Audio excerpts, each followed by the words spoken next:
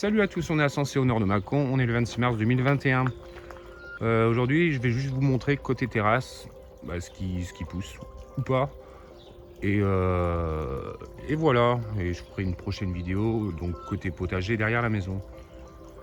Alors, au niveau du petit massif là qu'on avait refait, donc je vous montre celle-ci. Voilà, le Fritillaria imperialis, couronne impériale. C'est plus simple, donc pourquoi j'avais mis ça, c'est censé éloigner les rongeurs. J'en avais mis un deuxième là-bas derrière. Là. Le problème, c'est que voilà, je pense que les rongeurs, regardez. D'ailleurs, je vois un truc bouger là-dedans, c'est bizarre. Donc là, j'avais des trous là, j'ai mis plein de cendres. Hein. Voilà, parce que ça me gonfle. Donc là, on a des coquelicots. Toujours des primes verts. Là, si vous vous souvenez, c'est des bleuets des montagnes. Donc ça, j'en ai partout, ça pousse partout chez moi. Et après, j'ai différentes fleurs, je sais plus. Franchement, j'ai des godécias, ça c'est sûr. Alors, il me semble que c'est ça, mais je suis pas sûr. Je verrai quand tout va s'ouvrir. Voilà, donc la fin des jonquilles. Les coquelicots derrière. L'aubriette. Je pensais qu'elle était morte, celle-ci, mais elle repart. Bon, elle est petite par rapport à celle-là. Là, ça fait vraiment le petit coussin de grand-mère, il me semble qu'ils appellent ça. Aussi. Encore des petites jonquilles. Donc là, en fait, ça va être un mélange un peu de tout. Tac. Je voulais vous faire aussi un petit coup de pub à Tom, donc du site Woodback, donc les bacs en bois, qui vient de créer son entreprise dans la fabrication de bacs en bois. Tout simplement, il fait également des poulaillers, etc. Donc je vous mettrai le lien dans la description. Et ça serait sympa d'aller le voir, parce que bon, moi je soutiens ceux qui ont de l'audace, qui osent faire les choses, pardon.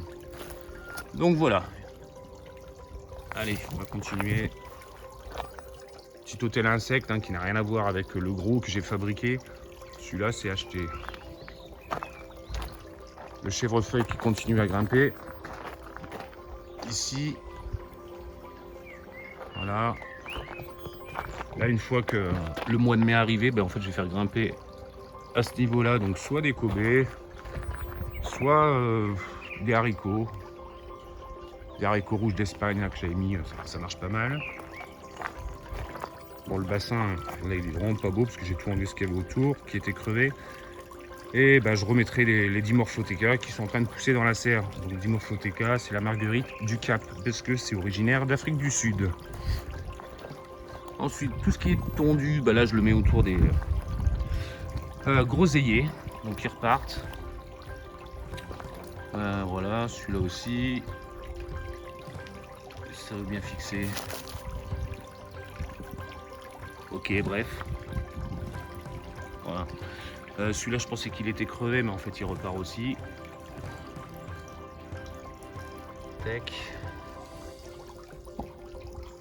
Il ne veut pas fixer aujourd'hui. Bref. Et le cassissier ou myrtille, je sais plus.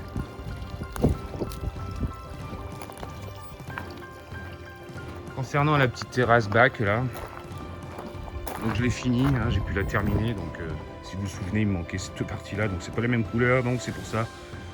On attend peut-être la semaine prochaine pour l'azurer. Comme je suis en vacances la semaine prochaine, on va voir. Déjà, faut pas qu'il pleuve. Donc j'ai sorti mon agapanthe, parce que là on a des bonnes températures, donc il va me faire une petite fleur, j'espère. Quoique ce matin il a gelé, donc je l'ai laissé dehors, mais normalement ils annonçaient pas de gelée. Ensuite, le citronnier, il est pas mal, Le petit citron qui va bien. Compagnie, par contre, va falloir que je le taille un peu celui-là. Hop. Donc là, je vais pas m'embêter. Je vous montre mon nouveau sécateur au passage. La marque Felco, donc apparemment c'est la limousine hein, en matière de sécateur. J'ai regardé pas mal du site internet, apparemment c'est lui qui a eu les meilleures notes. Donc bah, voilà, hop, je vais couper, voilà ça. Là c'est pareil, mais je vais couper au-dessus. Moi je coupe toujours en biseau, hein. Après je fais ce que vous voulez, mais bon c'est pour que quand il pleut en fait l'eau ne rentre pas directement dans la tige. Sinon là j'ai sorti mes laitues à pia. Donc je vais en repiquer. Alors, comment ça se passe? Vous faites un trou, hein, vous vous mettez dedans. Tout simplement, il n'y a pas besoin de sortir de sa cire. Je vais vous en faire un. Hop. Eh ben, c'est pas évident. Et j'ai pas pris le trépied. De toute façon, j'aime pas le trépied. Tac. On voit bien le système racinaire, il est beau. Hop. Dans le trou.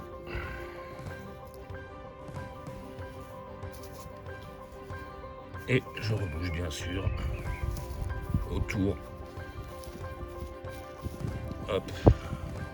Légère pression au niveau du pied. Et voilà. Après, il y a différentes méthodes. Il y en a qui coupent les feuilles autour. Tac, tac, tac. Pour une meilleure, apparemment, je vais le faire. Hop, hop. Tac. Pour une meilleure reprise. Donc, voilà, je le mets dedans. Vous voyez les racines. Donc, il était temps. Meilleure reprise. Donc, moi, bah, ça va être un test. Hein. Mais bon, je l'avais déjà fait, je crois que j'avais même pas vu la différence. Hop. Tac. Hop. Voilà. Là, je l'ai même pas mis tous les 20. Vous voyez, en gros, ouais, j'ai 18. 18, ça ira bien.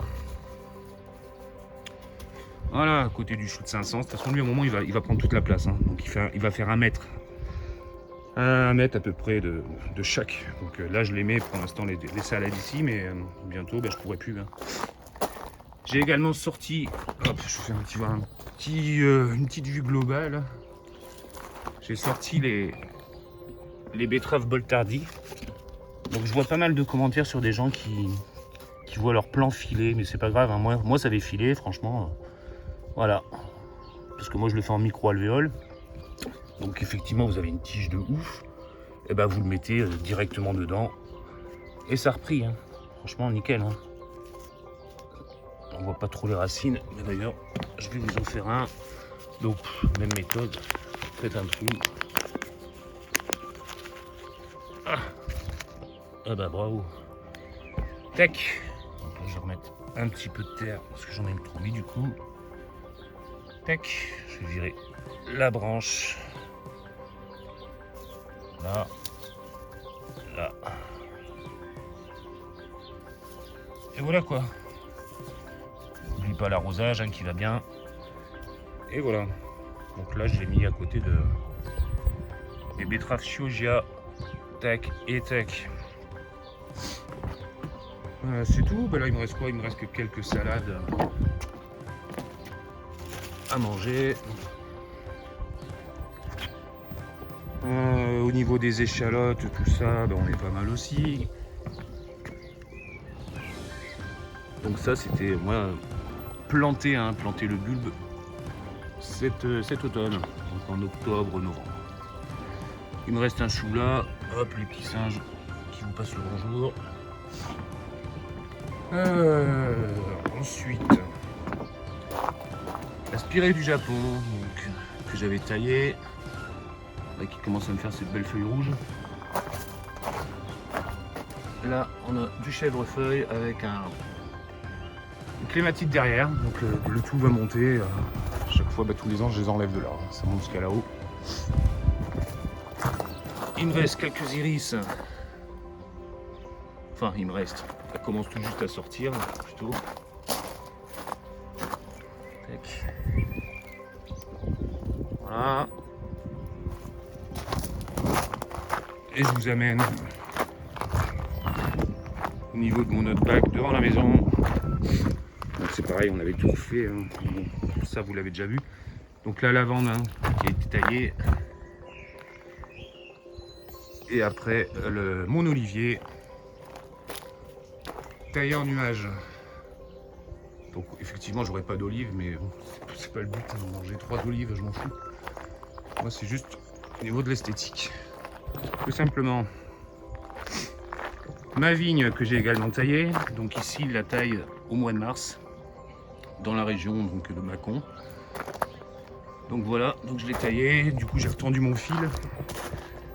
Parce que le problème, c'est que j'ai une grosse pierre en dessous de ce piquet là, donc impossible à passer.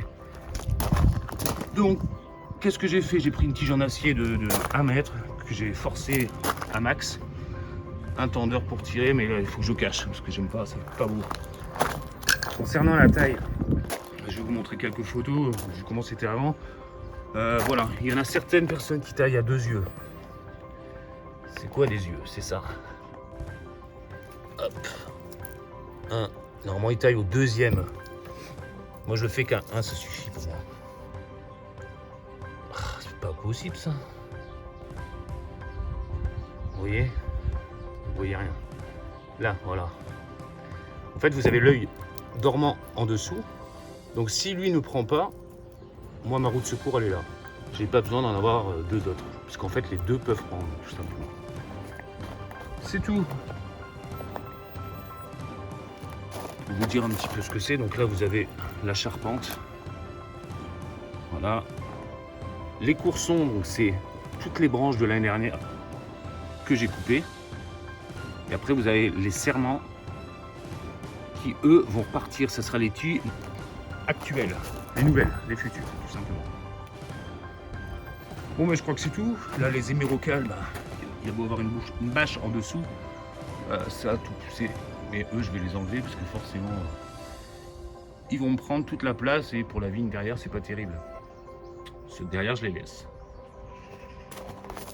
Écoutez, c'est tout. Je vais vous faire un gros bisou et je ferai une autre vidéo la semaine prochaine pour l'autre partie du potager, la grosse partie du potager. Allez, je vous fais un gros bisou et je vous dis à très bientôt. Ciao, ciao.